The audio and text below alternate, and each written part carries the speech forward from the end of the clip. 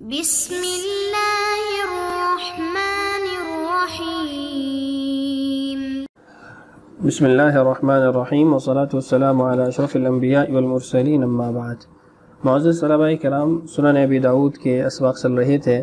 آج ہم سبق نمبر 11 پڑھیں گے اور اس سبق کے اندر ہم رسالۃ الامام ابی داؤد السجستانی الی اہل مکہ فی وصف سننہ کا کچھ حصہ پڑھیں گے۔ آپ کو معلوم ہے کہ یہ رسالہ امام ابو داؤد رحمہ اللہ نے بطور مقدمہ کے اور منہج کتاب کے اس کو لکھا تھا، تو اس کو ہم درسن پڑھ رہے ہیں تاکہ کتاب پڑھنے سے پہلے منہج کتاب سے واقفیت ہو جائے۔ تو سب سے پہلے تو سابقہ سبق کا خلاصہ آپ کے سامنے اسکرین پر موجود ہے، آپ اس کو نوٹ کر لیں تاکہ جو آج والا ہمارا سبق ہے اس کے ساتھ اس کا ربط قائم ہو سکے۔ تو آپ کے سامنے اسکرین پر نوٹس کی صورت میں، پوائنٹس کی صورت میں خلاصہ موجود ہے۔ آج کے سبق کے جو اہم موضوعات ہیں ان کی طرف بڑھتے ہیں۔ سب سے پہلا ہمارا آج کا موضوع ہے سنن ابی داؤد ثنا گوئی مصنف کے الفاظ میں، اور دوسرا ہمارا موضوع ہے سنن ابی داؤد اہمیت مصنف کے کلمات میں، اور تیسرا ہمارا موضوع ہے اقوال صحابہ رضی اللہ عنہم کی اہمیت، اور چوتھا ہمارا موضوع ہے عبارت کے اندر جامع، مشہور اور غریب کلمات اور ان کی وضاحت۔ تو آئیے ایک کے بعد دیگر تمام تر عناوین سے متعلق بات کر لیتے ہیں، لیکن اس سے پہلے آج کے سبق کی عبارت کا ترجمہ دیکھ لیتے ہیں۔ وَهَذَا لَوْ وَضَعَهُ غَيْرِي لَقُلْتُ أَنَا فِيهِ أَكْثَرُ، اور اگر میرے علاوہ کسی اور نے اس کتاب کو لکھا ہوتا تو میں اس کی ثناگوئی اور تعریف میں اور زیادہ کلمات ذکر کرتا اور تعریف کرتا۔ وهو كتاب لا يرد عليك سنة عن النبي صلی اللہ علیہ وسلم بإسناد صالح إلا وهي فيه، یہ ایسی کتاب ہے کہ رسول اللہ صلی اللہ علیہ وسلم سے جو احادیث صحیح سند سے مروی ہیں، جو سنن صحیح سند سے مروی ہیں، آپ کو اس کے اندر وہ ملیں گی۔ إلا أن يكون كلام مستخرج من الحديث، البتہ اگر کوئی حدیث سے نکالا گیا کلام ہے، حدیث سے استنباط کیا گیا کوئی حکم ہے، وہ آپ کو یہاں پہ نہیں ملے گا۔ ولا يكاد يكون هذا، اور ممکن ہے آپ کو وہ چیزیں یہاں نہ ملیں۔ آگے ہے ولا اعلم شيئا بعد القرآن الزم للناس يتعلموا من هذا الكتاب، اور میں کسی بھی چیز کو قرآن پاک کے بعد اس کتاب سے زیادہ لوگوں کے لیے ضروری نہیں سمجھتا ہوں کہ وہ سیکھیں، یعنی کتاب اللہ کے بعد سب سے زیادہ سیکھنے کے قابل اور لائق جس کتاب کو میں سمجھتا ہوں وہ یہ کتاب ہے۔ وَلَا يَضُرُّ رَجُلًا أَلَّا يَكْتُبَ مِنَ الْعِلْمِ بَعْدَ مَا يَكْتُبُ هَذَا الْكِتَابِ شَيْئًا، اور میں یہ سمجھتا ہوں کہ اس کتاب کے لکھنے کے بعد کسی اور علم کا نہ لکھنا آدمی کو نقصان نہیں دے سکتا، کچھ بھی نقصان نہیں کر سکتا۔ وَإِذَا نَظَرَ فِيهِ، اور جب وہ اس کے اندر غور کرے، وَتَدَبَّرَهُ، تدبر سے کام لے، وَتَفَهَّمَهُ، اس کو سمجھنے کی کوشش کرے، حِينَئِذٍ يَعْلَمُ مِقْدَارَهُ، پھر وہ اس کی قدر کو جانے گا۔ وَأَمَّا هَذِهِ الْمَسَائِلُ مَسَائِلُ الثَّوْرِي وَمَالِكِ وَالشَّافِعِي فَهَذِهِ الْأَحَادِيثُ أُصُولُهَا، اور یہ جو مسائل ہیں، یعنی سفیان ثوری رحمہ اللہ نے، امام مالک نے، امام شافعی رحمہم اللہ تبارک و تعالی نے جو ذکر کیے ہیں، تو یہ احادیث ان کے لیے بنیاد ہیں، ان کے اصول اور منبع ہیں۔ وَيُعْجِبُنِي أَن يَكْتُبَ الرَّجُلُ مَعَ هَذِهِ الْكُتُبِ مِنْ رَأْيِ أَصْحَابِ النَّبِيِّ صلی اللہ علیہ وسلم، اور مجھے یہ بات پسند ہے کہ آدمی ان کتب کے ساتھ رسول اللہ صلی اللہ علیہ وسلم کے اصحاب کی آراء کو بھی لکھے۔ وَيَكْتُبُ أَيْضًا مِثْلَ جامع سفیان الثوری، اور لکھے آدمی وہ جامع سفیان الثوری کی طرح کی فَإِنَّهُ أَحْسَنُ مَا وَضَعَ النَّاسُ مِنَ الْجَوَامِعِ، اس لیے کہ لوگوں نے جو جوامع تحریر کی ہیں ان میں سب سے زیادہ بہترین یا اچھی وہ جامع سفیان الثوری ہے۔ وَالْأَحَادِيثُ الَّتِي وَضَعْتُهَا فِي كِتَابِ السُّنَنِ أَكْثَرُهَا مَشَاهِيرٌ، اور جن احادیث کو میں نے کتاب السنن میں ذکر کیا ہے ان میں سے اکثر وہ مشہور روایات ہیں۔ وَهِيَ عِنْدَ كُلِّ مَنْ كَتَبَ شَيْئًا مِنَ الْحَدِيثِ، اور یہ ان لوگوں کے پاس پائی جاتی ہیں جنہوں نے حدیث کا کچھ حصہ بھی لکھا۔ إِلَّا أَنَّ تَمْيِيزَهَا لَا يَقْدِرُ عَلَيْهِ كُلُّ النَّاسِ، البتہ مشکل یہ ہے کہ ان کو جدا کرنے کا، ان کی پہچان کرنے کا جو ملکہ ہے یا قدرت ہے وہ ہر آدمی کو حاصل نہیں ہے۔ والفخر بها انها مشاہیر، اور اس پر فخر ہے کہ یہ مشہور روایات ہیں۔ فإنه لا يحتج بحدیث غریب، اس لیے کہ حدیث غریب سے حجت قائم نہیں کی جاتی، دلیل قائم نہیں کی جاتی. ولو كان من روایت مالک ویحیی بن سعید والثقات من اہل العلم، اگرچہ وہ امام مالک، یحییٰ بن سعید اور دیگر جو ثقات اہل علم ہیں، ائمہ علم ہیں، ان سے ہی کیوں نہ مروی ہو. ولو احتج رجل بحدیث غریب، اگر کوئی آدمی وہ حدیث غریب سے حجت قائم کرتا ہے، دلیل قائم کرتا ہے، وجدت من يطعن فیہ،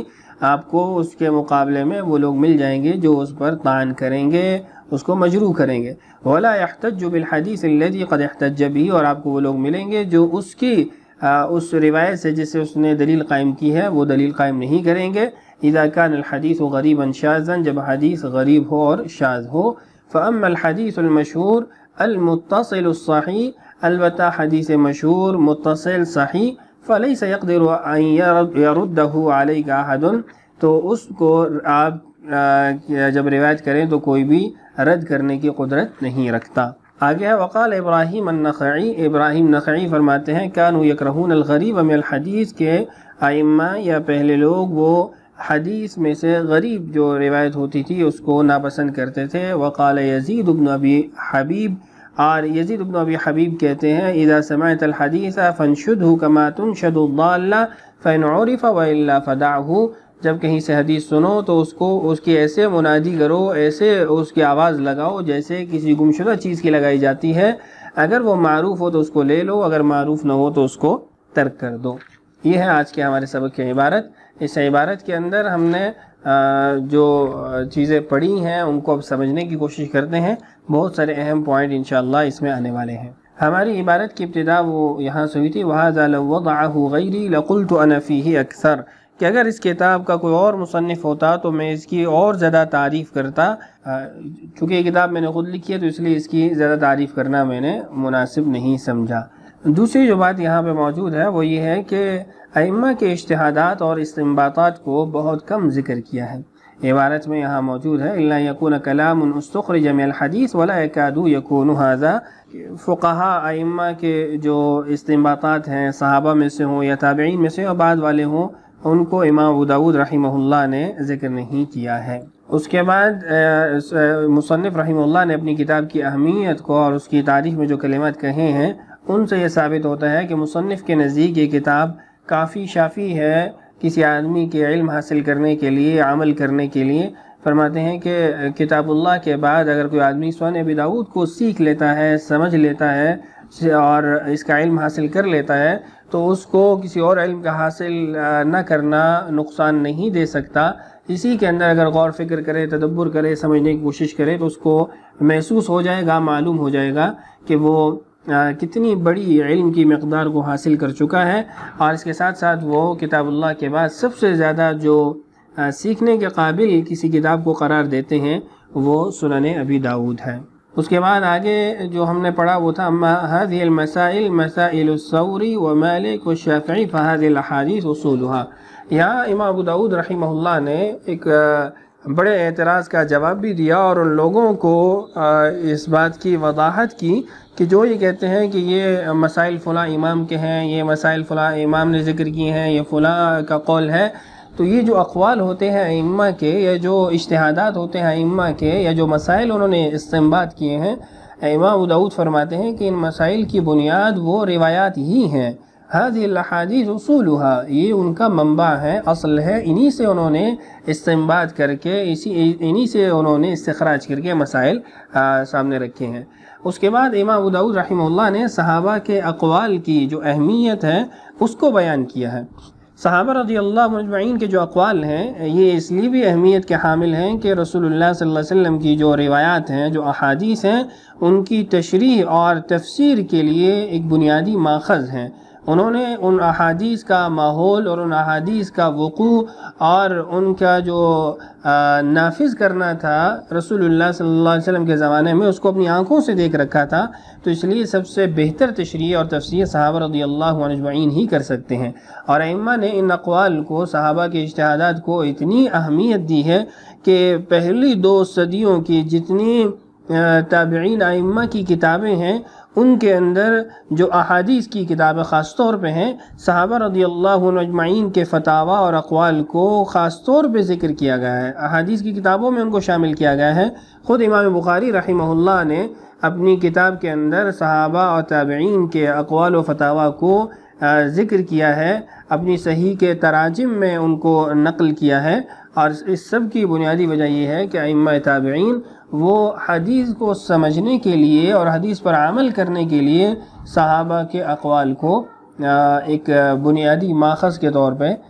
استعمال کرتے ہیں، سمجھتے ہیں۔ اب اس کے بعد ایک اور چیز اس کی میں وضاحت کرنا چاہتا ہوں، وہ یہ ہے کہ فَإِنَّهُ أَحْسَنُ مَا وَضَعَ النَّاسُ مِنَ الْجَوَامِعِ۔ جامع کلمہ کی وضاحت اور تفصیل دیکھیے، شیخ عبد الفتاح ابو غدہ رحمہ اللہ فرماتے ہیں ليس المراد بالجامع هنا ما اشتهر عند بعض المتأخرين أنه الكتاب المشتمل على 8 أبواب من السير والآداب والتفسير والعقائد والفتن والأحكام والأشراط والمناقب۔ فرماتے ہیں کہ یہاں جامع سے مراد وہ نہیں ہے جو بعض متاخرین کے ہاں مشہور ہو گیا ہے کہ 8 ابواب پر مشتمل کتاب ہو تو وہ جامع ہے، جس میں سیر، آداب، تفسیر، عقائد، فتن، احکام، اشراط اور مناقب ہیں۔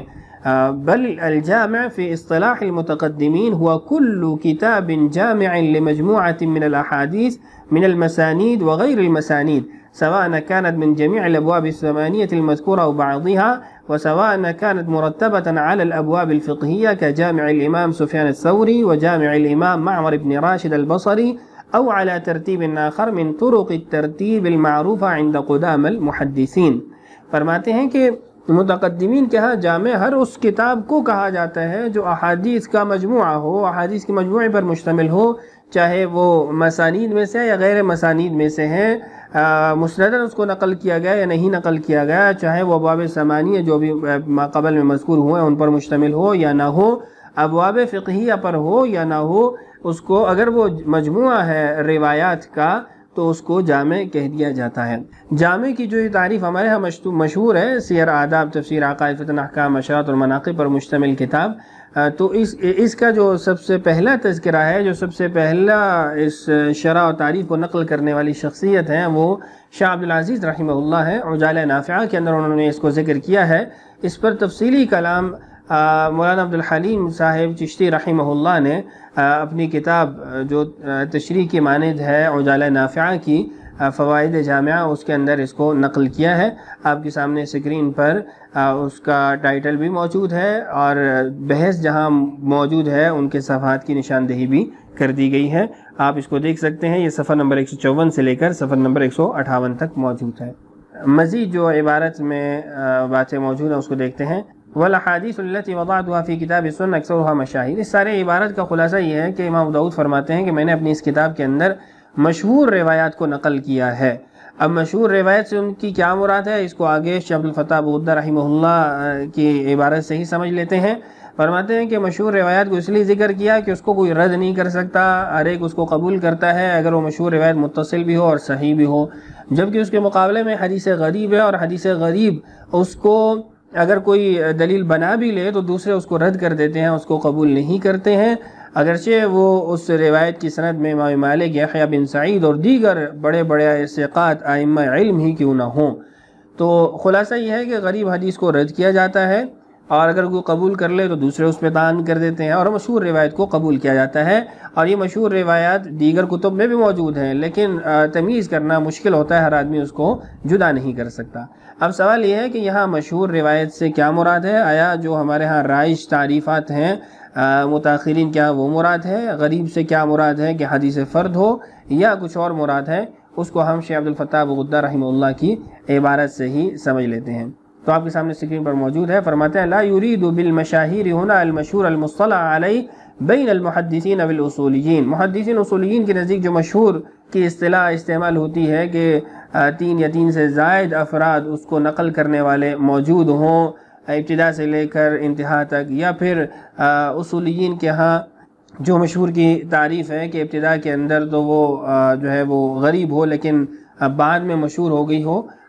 تیسرے طبقے کے بعد، وہ یہاں مراد نہیں ہے، بل المراد واللہ اعلم الاحادیث المشتہرہ عند المحدثین الدائرہ بین الائمة الفقہاء واصحاب الفتیہ والمعمول بها عند جميعهم او بعضهم وان كانت في نفسها اخبار آحاد۔ فرماتے ہیں اس سے مراد یہ ہے کہ وہ روایات جو محدثین کے ہاں مشہور ہیں، ائمہ فقہا اور فتویٰ دینے والے لوگ ان کے ہاں وہ عام ہے، مشہور ہے، معروف ہے، اور بعض یا سارے ہی اس پر عمل کرنے والے ہوں، اگرچہ سند کے اعتبار سے وہ روایت